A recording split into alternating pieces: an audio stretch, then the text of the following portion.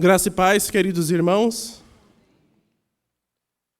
Hoje, graças ao Senhor, vamos terminar a nossa série em Ageu, a quarta mensagem. Peço aos irmãos que abram a sua Bíblia em Ageu, capítulo 2, a partir do verso 20. Ageu, capítulo 2, a partir do verso 20.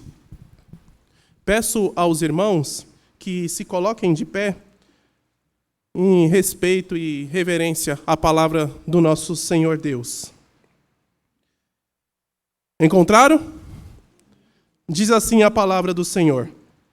Veio a palavra do Senhor, segunda vez a Ageu, ao 24º dia do mês, dizendo: Fala a Zorobabel, governador de Judá. Farei abalar o céu e a terra. Derribarei o trono dos reinos e destruirei a força dos reinos das nações.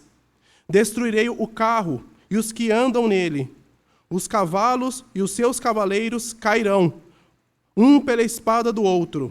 Verso 23 diz assim: Naquele dia, diz o Senhor dos exércitos, tomar-te-ei, ó Zorobabel, filho de Salatiel, servo meu, diz o Senhor, e te farei como anel de selar, porque te escolhi, diz o Senhor dos exércitos. Amém. Os irmãos se assentem e oremos. Senhor Deus e Pai de nosso Senhor e Salvador Jesus Cristo, estamos aqui, ó querido Deus, porque o Senhor nos trouxe. Apesar, Senhor, dessa chuva, o Senhor teve misericórdia de nós e nos trouxe para cá. Desde já agradeço pela vida de todos que estão aqui e também de todos aqueles que estão nos assistindo.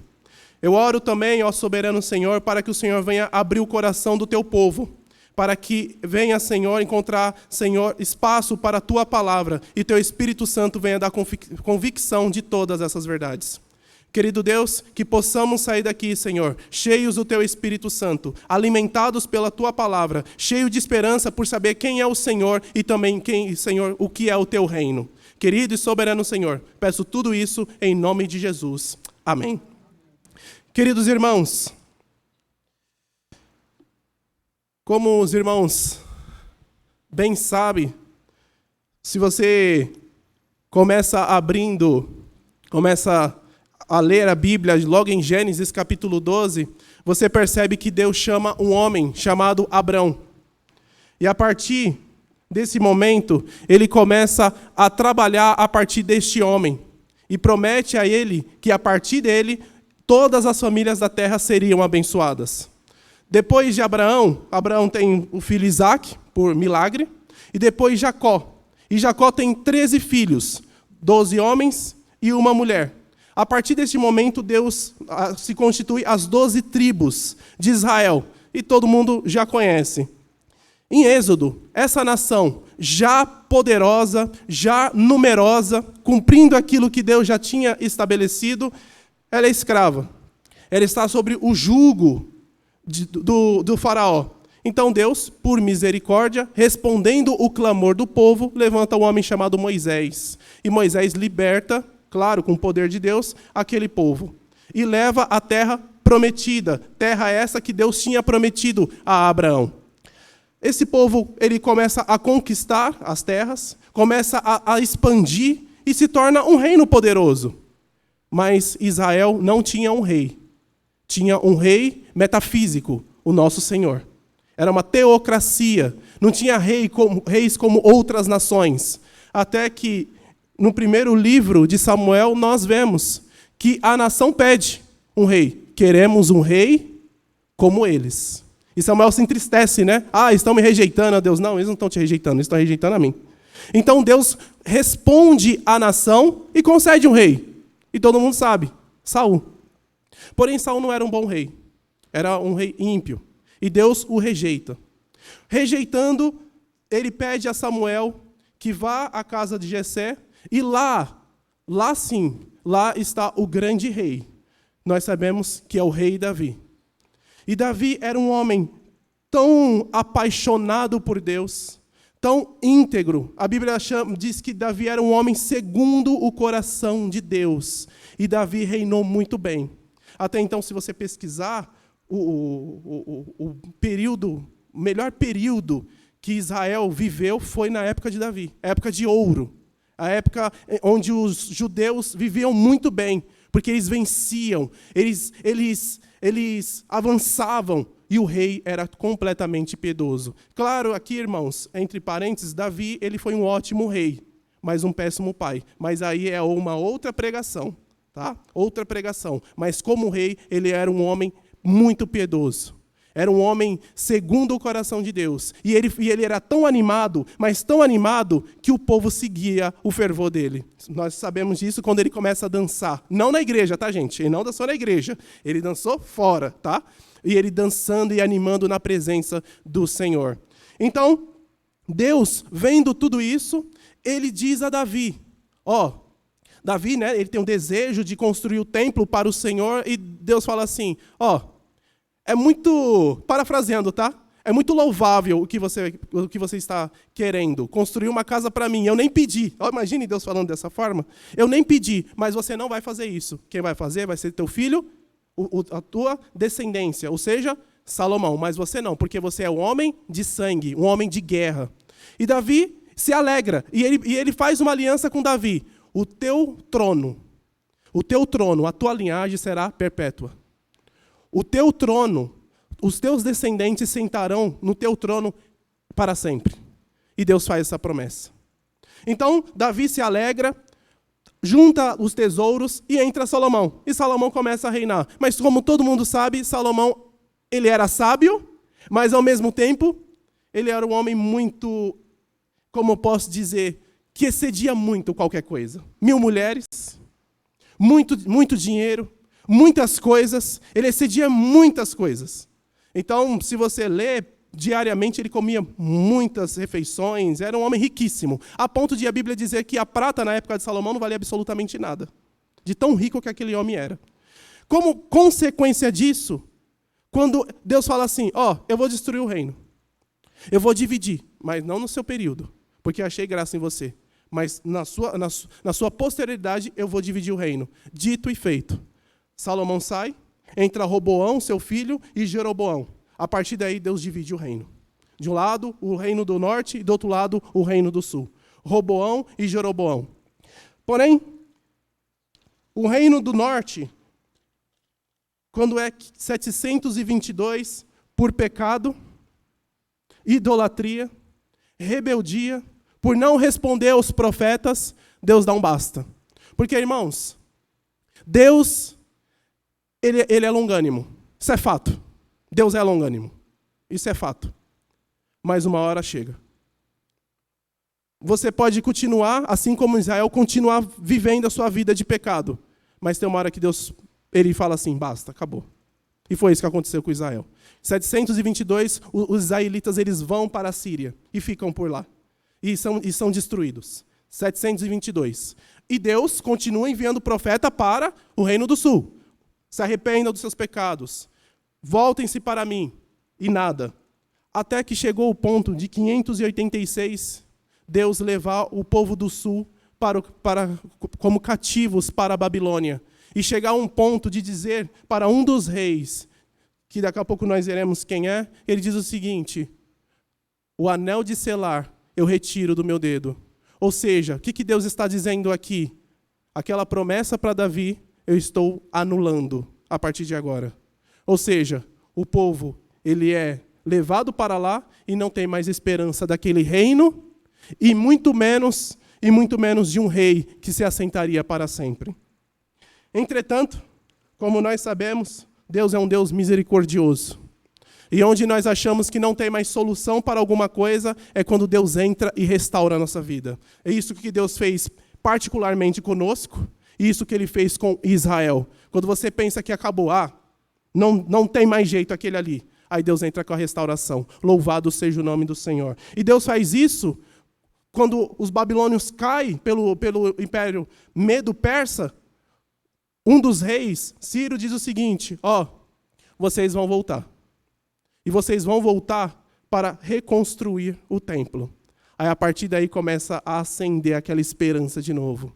O povo volta, e como nós já vimos, daqui a pouco eu vou recapitular em Ageu, o povo volta com a finalidade de reconstruir o templo. Só que ainda falta uma coisa. O povo voltou para a terra. O templo está sendo construído, já está terminando. Mas e o reino e o rei? E é sobre isso que eu quero falar com vocês hoje. Eu quero falar sobre a restauração do reino. Como Deus vai fazer isso. Antes de nós entrarmos nesses dois pontos, que daqui a pouco eu vou falar, vamos recapitular só para nós termos o contexto geral de onde nós estamos. Como os irmãos já viram, Ageu tem 4 mensagens. 4. Na primeira mensagem, ele pede ao povo que volte a reconstruir a casa do Senhor. Porque o povo volta, mas continua construindo as suas casas. E ele fala assim, não, você não voltou para construir a sua casa, você voltou para construir a minha casa. E o povo, mas não tenho tempo. Aí Deus responde, mas tem tempo para construir as suas casas. Ou seja, inverteu a prioridade. A prioridade, meus irmãos, é sempre Deus. Deus nos criou com a finalidade de nós o adorarmos. A partir do momento que eu não estou fazendo isso, eu não estou cumprindo a minha finalidade. Eu estou vivendo para mim mesmo. E isso é pecado. Você tem uma finalidade última, principal na sua vida, é a glória de Deus. Isso é respeito a você, em relação ao próximo e em relação à sociedade onde você está. Você tem esse dever de glorificar Deus, amando o próximo, mas para a glória de Deus. Então, ele dá essa mensagem, o povo volta a reconstruir o templo, mas tem um porém. Joga o alicerce e o povo se entristece, os senhores. Eles choram. E Ageu chega e fala assim, vocês estão chorando por quê? Eles fazem uma comparação. A glória do templo de Salomão é maior do que a nossa. E Deus levanta Ageu e Deus responde, em primeiro lugar, eu estou com vocês. A minha presença já é o suficiente. Em segundo, a glória deste segundo templo vai ser superior do que a glória de Salomão. Dito e feito. Isso é cumprido em Jesus Cristo. Em Jesus Cristo nós vemos a glória máxima do templo. Porque, embora nós estejamos em um templo, isso aqui não é o templo onde Deus habita. Deus habita onde, irmãos? Na igreja. E a igreja não é o Samuel. A igreja somos nós. É um corpo. Não existe eu sou a igreja. Não, nós somos a igreja. Nós somos um corpo. Então, o cumprimento máximo é o próprio Senhor Jesus Cristo. E na última mensagem, que também é na mesma data dessa quarta aqui, Ageu se levanta novamente para falar da santidade. Ele fala assim, ok, vocês voltaram a construir o templo. Voltaram e se animaram novamente. Mas tem um problema. Vocês constroem o templo. Vocês até fazem a obra de Deus, mas a sua vida está em desconformidade com a minha vontade. Ou seja, eles construíram o templo, estavam trabalhando, mas viviam em pecado. Irmãos, antes de você fazer algo para o Senhor leva em consideração quem você é. Ele quer saber a sua vida, se você é fiel, se você é uma pessoa que usa as suas palavras para abençoar, se você usa os seus membros, a sua capacidade, todas as suas capacidades físicas, cognitivas, tudo, é para a glória dele ou para você viver no pecado? Ele chega e fala o seguinte, parem com isso, voltem a construir meu templo, mas em santidade. Aí vocês vão começar a ver a prosperidade na vida de vocês. Ele fala assim, marca essa data, lembra? Marca essa data, porque a partir de hoje eu vou começar a abençoar vocês. Então, é nesse cenário, nesse mesmo dia, 18 de dezembro de 520 a.C., que Deus levanta Ageu novamente, com uma segunda mensagem. Aqui é como, claro, parafraseando, né, usando uma ilustração bem simples, é como se tivesse duas pregações no mesmo dia. Daniel vem e prega, e depois eu venho e prego. 2 mensagens. 2. É isso que acontece. Nessa quarta mensagem, meus irmãos, agora, Ageu, ele muda o tom. Ele muda o tom por quê? Porque agora ele não está mais falando ao povo. É como se ele estivesse agora conversando com o povo, pregando ao povo, e agora ele muda de direção. Agora ele vai ser específico e vai falar a uma pessoa só. Uma observação aqui, irmãos, que está no verso 20, diz assim, Ageu, capítulo 2, verso 20. Veio a palavra do Senhor, segunda vez a Ageu, ao 24º dia do mês, dizendo, verso 21, fala a Zorobabel. Ou seja, o foco não é mais o povo, o foco agora é Zorobabel. E outra coisa, não é mais o templo, não é a santidade. Agora o foco é o reino de Deus. Eu já falei com vocês sobre o reino, já falei com vocês sobre isso, já falei com o povo. Agora tem uma pessoa com quem eu quero falar particularmente, e essa pessoa é Zorobabel. E qual é o conteúdo? O que Deus quer falar a este homem? Ele quer falar sobre a restauração do templo, a restauração do reino, perdão.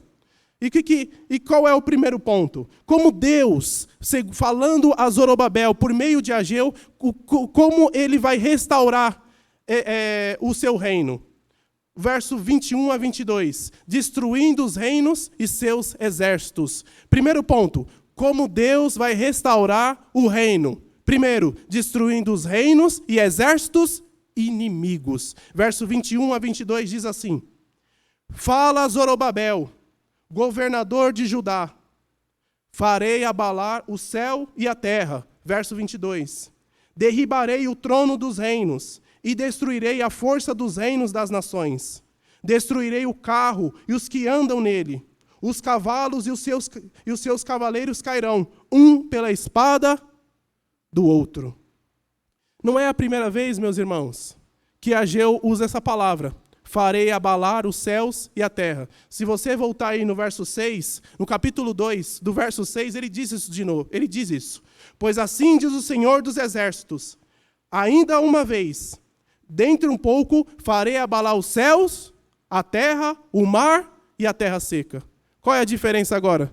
Que agora ele vai explicar o que significa tudo isso. Agora ele vai explicar o que significa abalar. E o verso 22 é a resposta.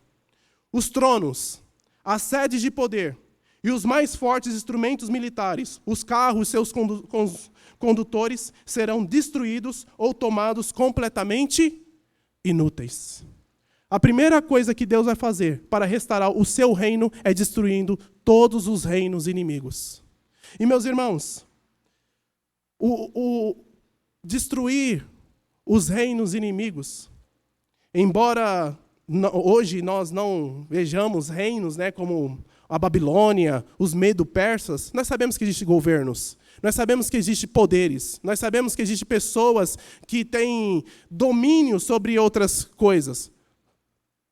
Nós sabemos, por exemplo, a China é um reino, é um poder gigantesco sobre o seu líder, que ele é um líder sobre todas as coisas. Só falta ele ser também da educação, ele é tudo. Ele é líder do exército, líder do governo, ele é tudo. Ali é um governo só dele, centrado somente nessa pessoa.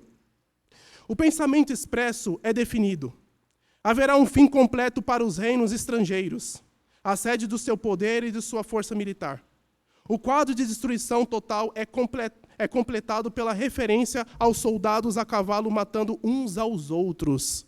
Parece que aqui é uma repetição do que aconteceu entre os midianitas nos dias de Gideão. Ou seja, Deus ele vai destruir todos os reinos. Vai destruir tudo. E ele vai fazer isso fazendo com que eles mesmos se matem. Assim como em Gideão. Assim quando tocou a trombeta, é claro que não dá para contar toda a narrativa de Gideão, mas assim que Deus chamou aqueles 300 homens, acho que 32 mil homens, e depois fez um teste para que fosse reduzido para que mostrasse o poder do Senhor. Ele, não, tem muita gente. Se for muita gente, o pessoal vai achar que foram eles. Não, vou deixar pouquinho, o pessoal ter certeza que fui eu. Então, esses 300 homens, ao soar a trombeta, assim que soaram, Deus fez com que o povo inimigo se matassem. E Deus está falando isso de novo. Eu vou fazer, eu vou destruir todos os reinos, eu vou fazer com que eles se matem. Meus irmãos, o que podemos aprender com esse primeiro ponto? Que Deus vai destruir os reinos. A primeira aplicação que eu quero fazer é para aquelas pessoas que acham que a história da humanidade é dirigida por governos políticos. É dirigida a você, que acha que só porque o partido fulano de tal ganhou, que está tudo acabado. Para você que acha que fulano de tal, só por estar no poder, acabou toda a esperança, agora o mundo vai ser o inferno, é para você que eu quero falar. E o que eu quero falar é o seguinte, é Deus presta atenção no que eu estou falando, é Deus quem conduz o destino da história. Se fulano de tal ganhou, é porque Deus colocou. Ah, mas eu não concordo. Aí, irmãos, é outra esfera, mas você não pode negar que foi Deus que colocou. Seja para exortação, juízo, não importa. Foi Ele quem colocou.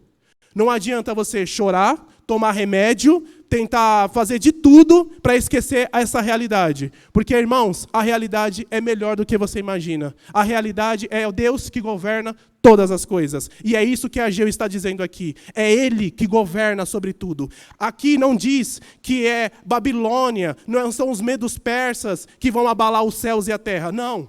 É o Senhor. É Ele quem governa todas as coisas. É Ele que dirige todas as coisas. É Ele que é rei sobre todas as coisas. Não é partido um ou partido outro. E outra coisa, meus irmãos. É muito triste um crente colocar toda a sua esperança em uma pessoa achando que ela vai mudar todas as coisas.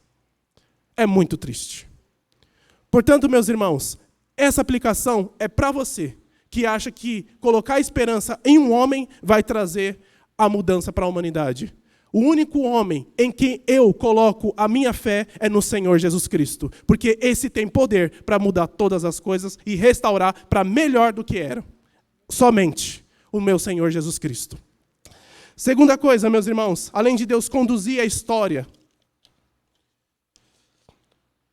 Agora eu falo para aqueles que acham, principalmente por causa do marxismo, que diz que a esperança... O marxismo nos odeia, meus irmãos, simplesmente porque Karl Marx entendia que a mudança tinha... Como para ele não existe metafísica, não existe o transcendente, o mundo é fechado apenas em matéria, né? Ele é materialista histórico, significa que só existe matéria, não existe alma, espírito, nada dessas coisas. Para Karl Marx entendia que se você fosse uma pessoa que lutasse para melhorias daqui, você conseguiria mudar a nação.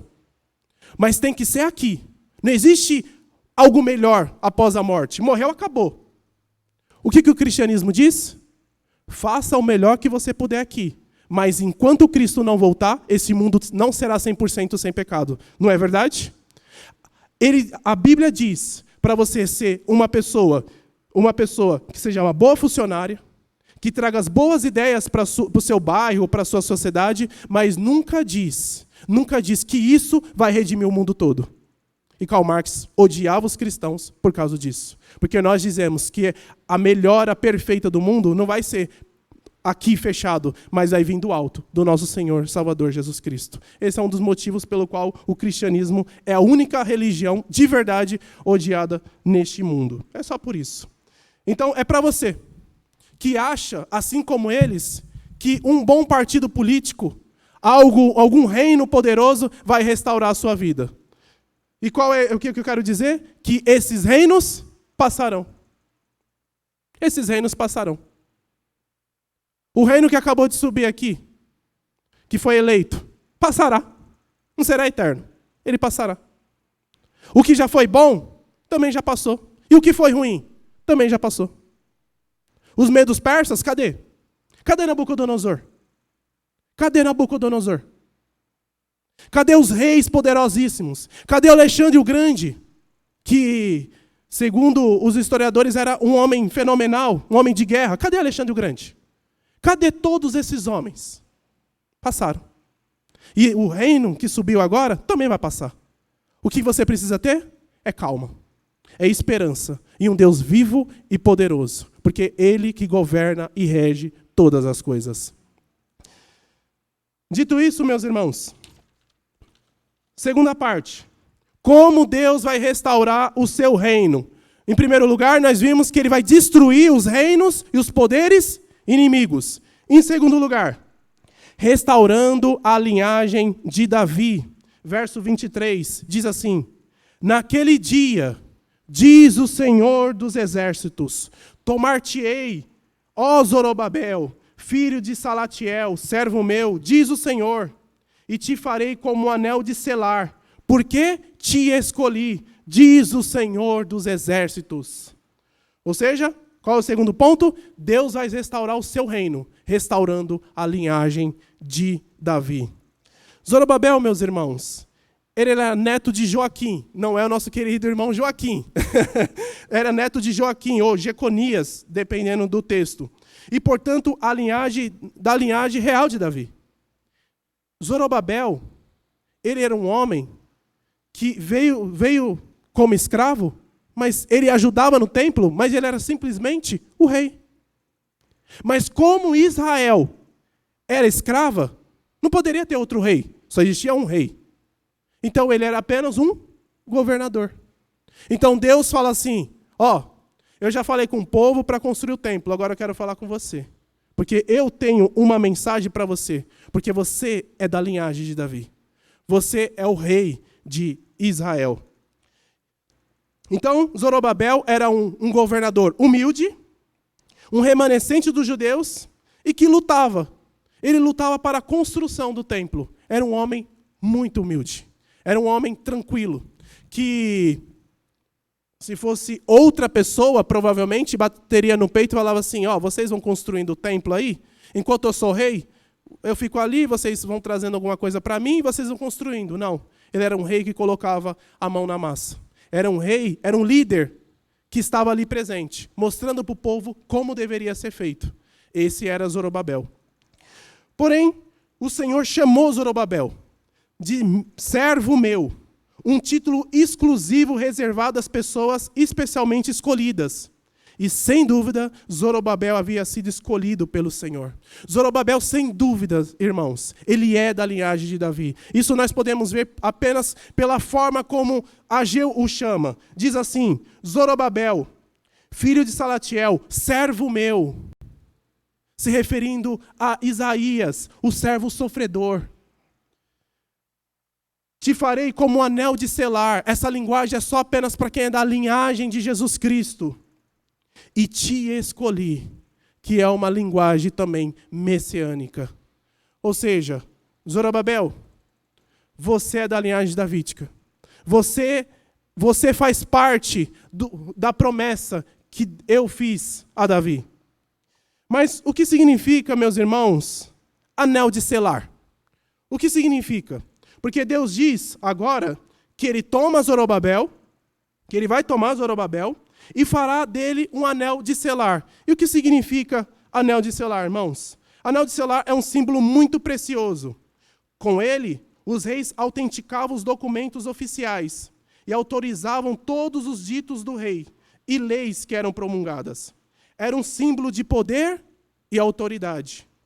Dizem que o anel de selar era usado pelos reis para colocar uma assinatura oficial em documentos, como garantia de que o rei cumpriria a sua promessa e as estipulações do documento. Só para ficar uma ilustração, para saber o que é um anel de selar, eu acredito que vocês já conhecem a história de Esther. Já leram o livro de Esther. Vocês lembram que o rei, quando Ramã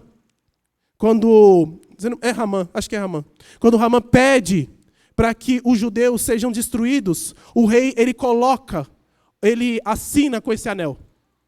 E quando Esther pede para retroceder, para revogar essa lei, ele fala, eu não posso, porque já foi feito com o anel. Quando o rei usava esse anel, nada poderia voltar. Era irrevogável.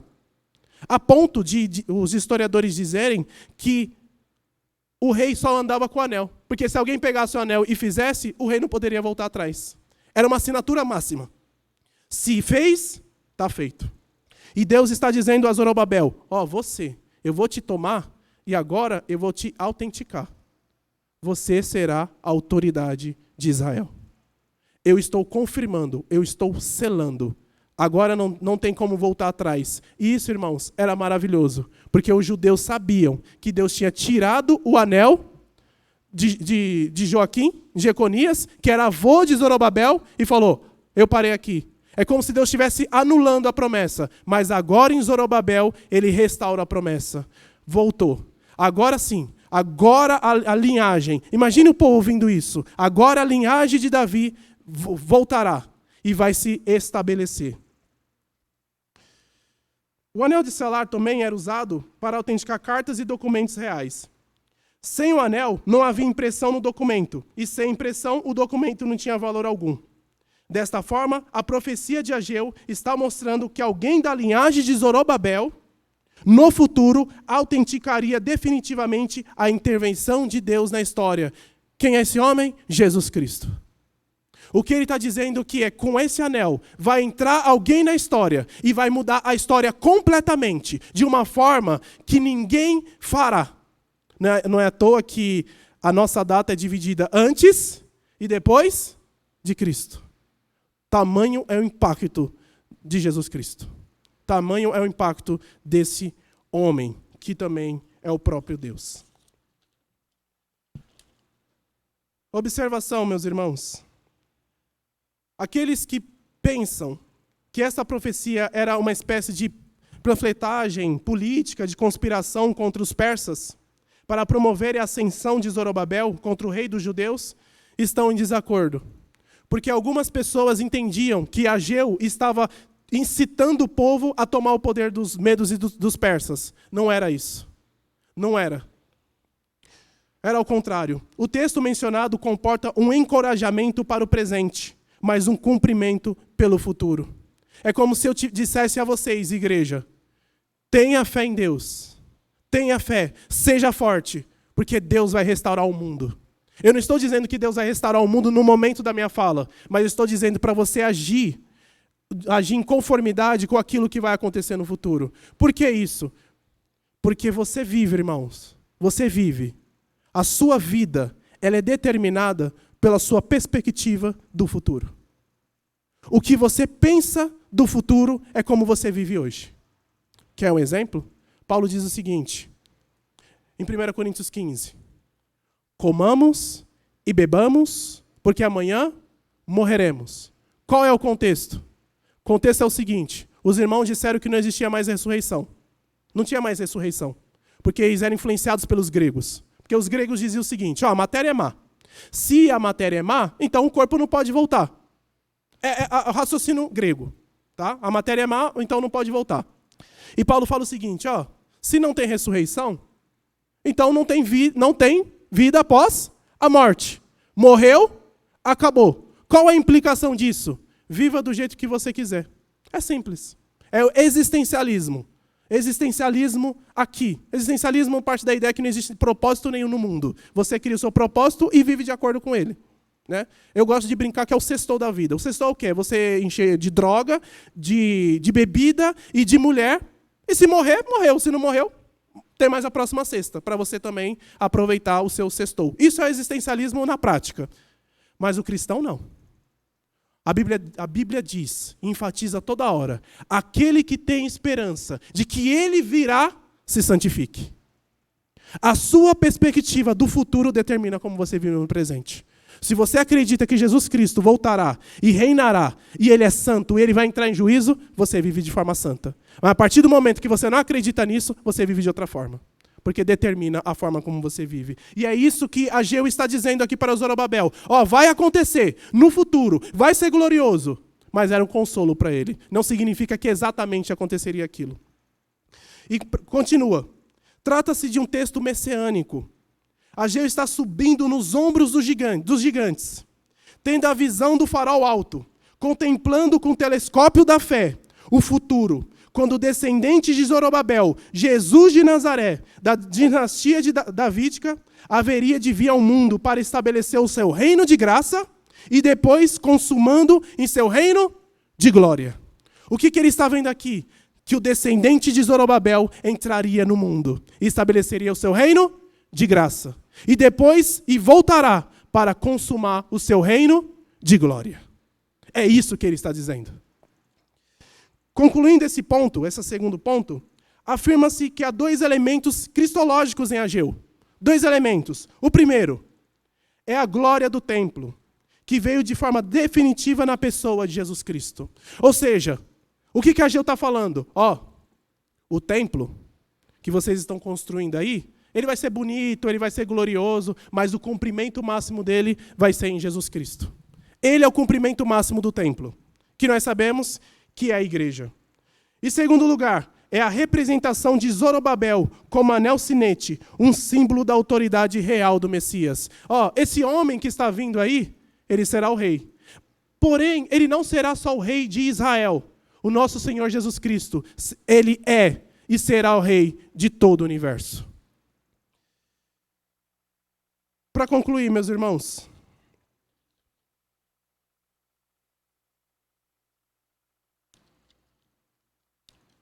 a história tem o seu clímax na pessoa de Jesus Cristo. Isso é fato. Não existiu um homem, não vai existir, nem antes nem depois, uma pessoa como o Senhor Jesus Cristo. Não existe. Um homem / Deus. 100% homem e 100% Deus. O Deus que entrou na história, encarnou para morrer pelos nossos pecados, não existe. É só Jesus Cristo.